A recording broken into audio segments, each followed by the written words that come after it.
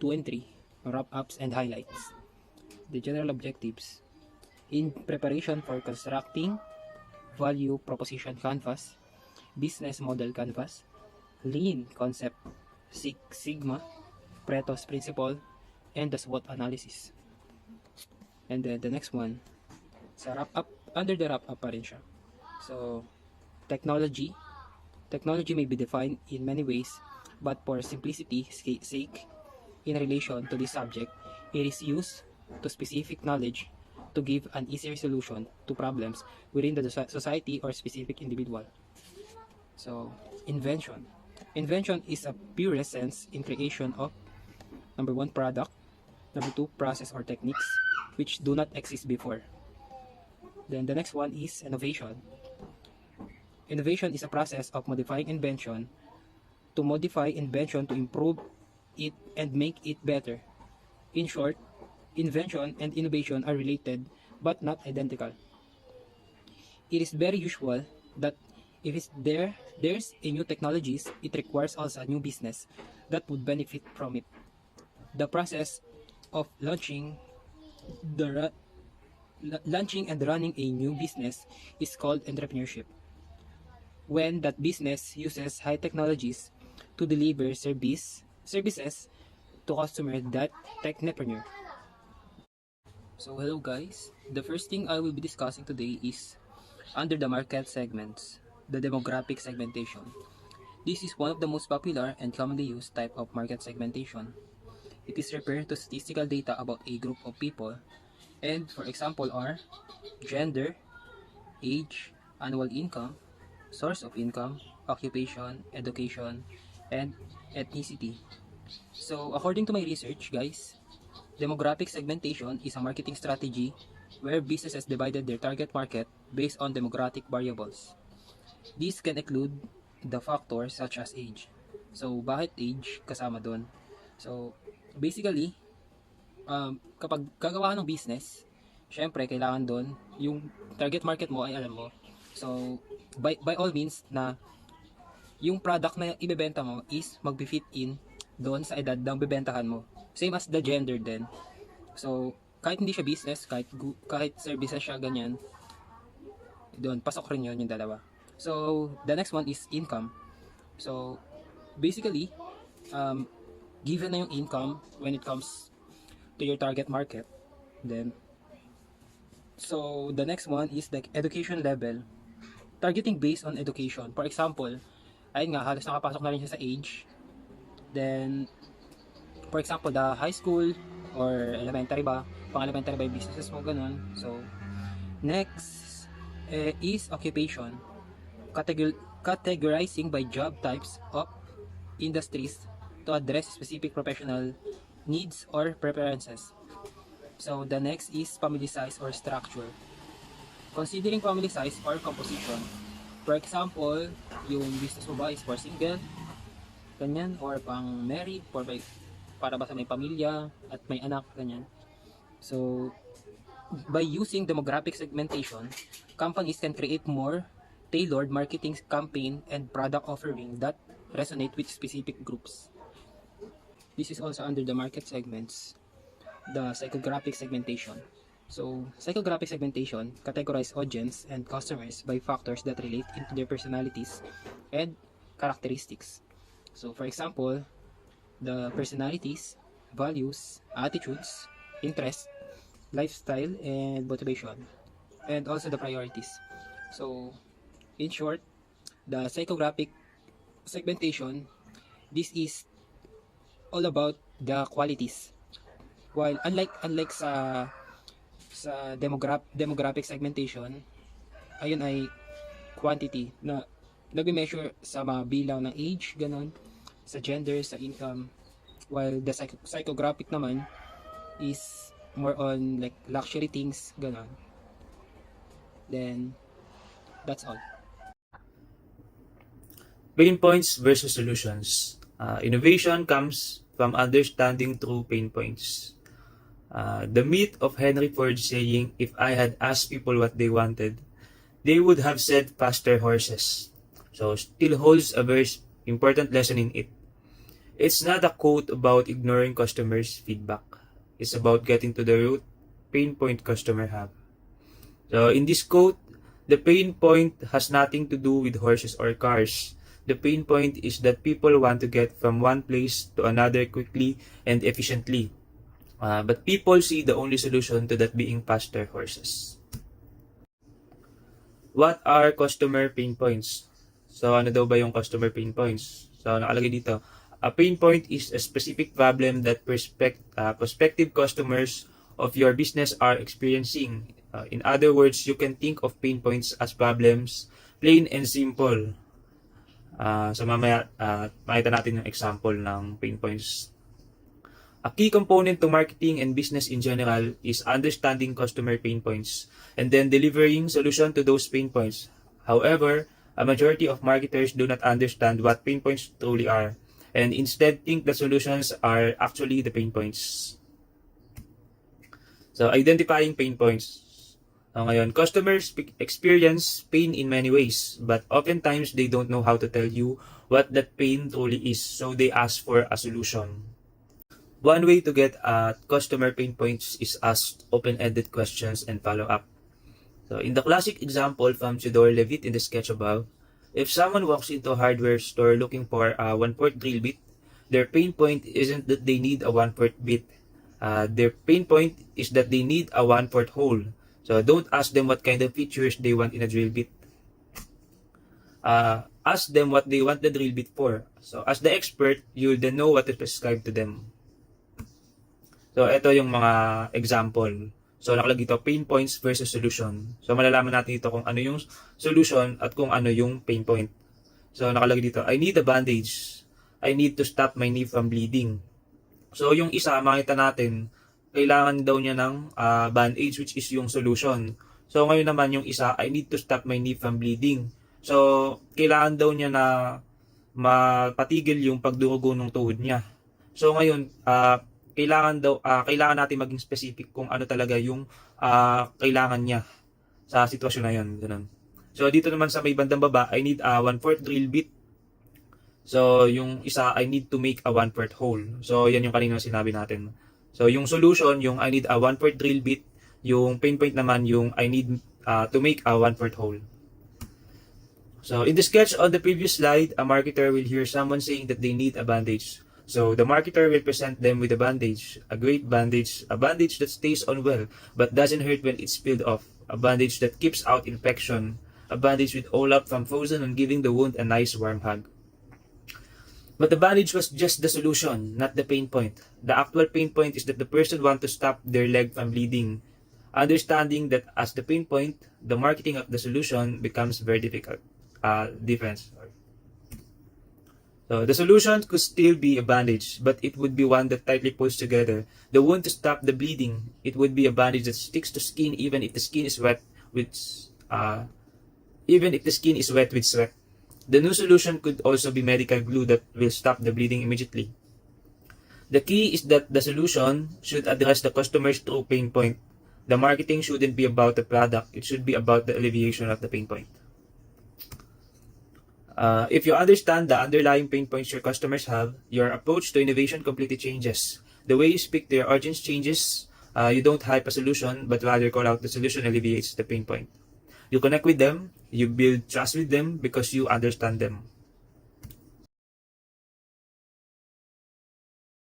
What is customer segments? Customer segments are the different group of people or organization your enterprises aim to reach and serve. These include users who might not generate revenues but which are necessary for business model to work. Types of customer segments: mass market, niche, segmented, diversified, and multi-sided. The first one is mass market. Mass market product service which target the mass market segments have broad appeal and often cover the overall population, etc. The mass market approach doesn't rely on specific segmentation and instead to be efficient by treating everyone the same. In reality, there are very few companies that do this. Most companies apply some level of segmentation. Niche market. A niche market refers to a specific customer segment with a highly defined characteristic. This segment requires a highly tailored product, custom made to suit their needs. Therefore, the value proposition channels and customer relationships are tightly defined by the preferences of these particular customer segments. What is an influencer?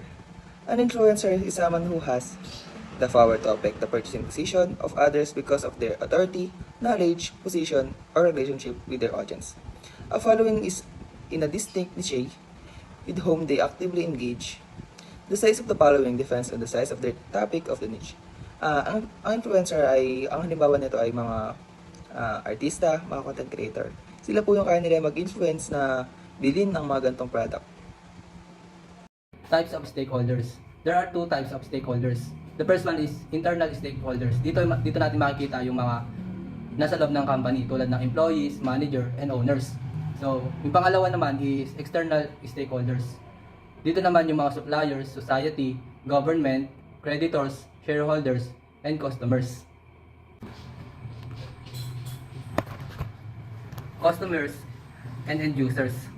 Ano nga ba yung pagkakaiba ng dalawa na to? Customer is the person who pays the price and purchases the goods or services of a certain producer or a business. Therefore, the customer is not essentially the end user as well.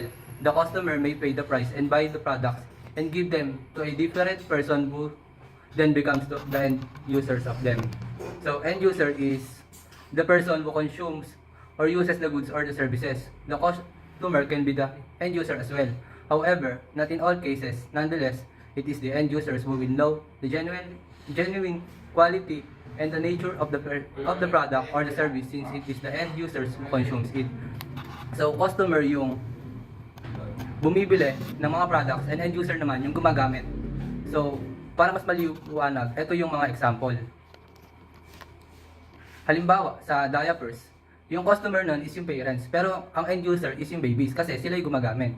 Sumunod naman is ventilator. Ang customer nun is hospital dahil sila yung bumibili, and yung end user naman nun is yung patients kasi sila yung gumagamit ng ventilator. So next is business software. Ganun din, yung customer na to is company, and then yung end user is employee. Sunod is engagement ring. Sa engagement ring, di ba, lalaki yung bumibili kaya, and binibigay nila sa babae kaya yung girl yung end user na to. Next is car. Yung customer na to is yung owner, and yung end user na to is owner din, syempre. Sumunod is dog food. Yung customer na to is yung dog owner kasi sila yung may kakayahang bumili, and yung gumagamit na to is yung dog dahil sila kumakain ng dog food. Customer segments. Some business models distinguish between market segments with slightly different needs and problems. The retail arm of a bank like Credit Suisse, for example, may distinguish between a large group of customers, each processing assets of up to $100,000 and a smaller group of affluent clients, each of whose net worth exceeds $500,000. Both segments have similar but varying needs and problems. This has implications for the other building blocks of Credit Suisse business model, such as the value proposition, distribution channels, customer relationships, and revenue streams. Consider micro-precision system, which is specialized in providing outsourced micro-mechanical design and manufacturing solutions. It serves three different customer segments: the watch industry, the medical industry, and the industrial automation sector, and offers each slightly different value propositions. Market segments. What is market segment?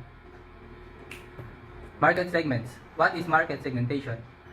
Market segmentation is the process of dividing target customer segment into smaller, more precise cluster. It is used to categorize customer segments and audiences into groups that share similar characteristics.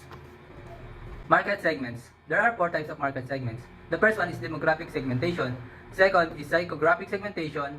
Third is behavioral segmentation. And last is geographic segmentation. So next is market segments. So for market segments, demographic segmentation. This is one of the most popular and commonly used types of market segmentation. It refers to statistical data about a group of people. Example. So mga example doon nito ay age, gender, annual income, source of income, occupation, education, and ethnicity. So next is the psychographic segmentation. So ano nga ba to? Psychographic segmentation categorize audience and customers by factors that relate to their personalities and characteristic.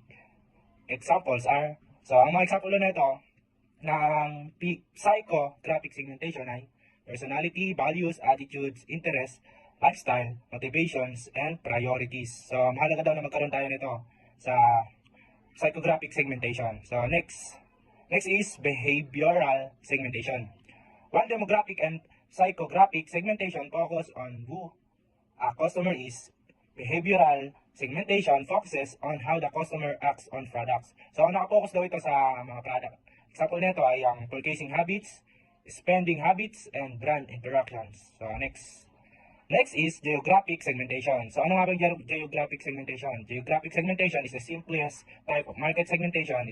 It categorizes customers based on geographic location. So example nito ay ang country, province, city, barangay, street, radius around a certain location, climate, urban, or rural. So ang geographic segmentation ay nagpo-focus to sa mga lugar. Yan nga, yung example nga, yung country, province, city, barangay, yan, etc. Next. So, next is, dito tayo sa customer segments ulit. So, diversified. Ano nga ba diversified? A business that decides to take a diversified approach to customer segmentation will select a wide range of customer groups with every different needs. Often, companies diversity as they migrate to new customers and markets. Example include yung Amazon diversity into cloud services based on utilizing its core infrastructure, and Apple migrating into Apple TV based on its previous development of Apple Music. So, ang diversified ay nagde-decide to take a diversified approach to customer segmentation. Ang select daw sa wide range of customer groups with every different needs. So, next. Customer segments ulit tayo. So, multi-sided platforms or multi-sided markets. So, ano nga ba ito? Some organizations need to attract two or more independent customer segments belonging into two or more totally different sides in order to succeed. A credit card company, for example, needs a large base of credit card holders and a large base of merchants who accept those credit cards. Similarly, an enterprise offering a free newspaper needs a large reader base to attract advertisers. On the other hand, it also needs advertise to finance production and distribution. Both segments are required to make the business model work. So, yung next. Unit 3. The value proposition. A value proposition is a simple statement that summarizes why a customer would choose your product or service. It communicates the clearest benefit that customer receive by giving you their business. A value proposition can be presented as a business or marketing statement that a company uses to summarize why a consumer should buy our product or use a service. Ang value proposition daw ay dapat may pakita natin kung bakit dapat tangkilikin ng customer ang business natin. Ito ay may papakita natin sa pamamagitan ng business o kaya ay marketing statement. Your business value proposition is arguably the most important element of your overall marketing messaging. A value proposition tells respect why they should do business with you rather than your competitors and makes the benefits of your products or service crystal clear from the outset. Makikita daw dito ng mga customer kung bakit yung business natin yung dapat nilang tangkilikin kaysa sa competitors natin. Definition, layman's term. The value proposition definition in layman's term. The value proposition pertains to the benefit that customer would get upon buying a product as promised by the company who owns it. It is actually a statement which serves as a window for the consumer to see clearly that a certain brands could offer and its advantage over the competitors. Dito naman papasok yung mga advertisement or mga niche para mapang-akit ng mga customers. Historical background. The phrase value proposition is credited to Michael Lanning and Edward Michaels, who first used the term in a 1988 staff paper for the consulting firm McKinsey & Incorporated. In the paper, which was titled "A Business is a Value Delivery System," the authors define value proposition as a clear, simple statement of the benefits, both tangible and intangible, that the company will provide along the approximate price it will charge each customer segments for those benefits. May dalawa daw benefits in value proposition, which is yung tangible and intangible. Tangible benefits are those can be measured in financial term. Dito papasok yung pera. Samantalang naman yung intangible benefits cannot be quantified directly in economic terms. These benefits include customer satisfaction. Dito naman papasok yung mga customers natin. Project benefits. Tangible benefits: increased revenue, resource cost saving, hardware cost saving, software cost savings, productivity gain, process improvement. So makikita natin dito napapasok talaga dito yung pera sa tangible benefits. Sa intangible benefits naman, enhanced user experience, increased customer satisfaction, increased compliance, brand equity. So dito naman yung mga customers. No one ever got rich working 9 to 5 hours. Dito sinasabi dito na hindi tayo magiging mayaman kung magtatrabaho lang tayo habang buhay.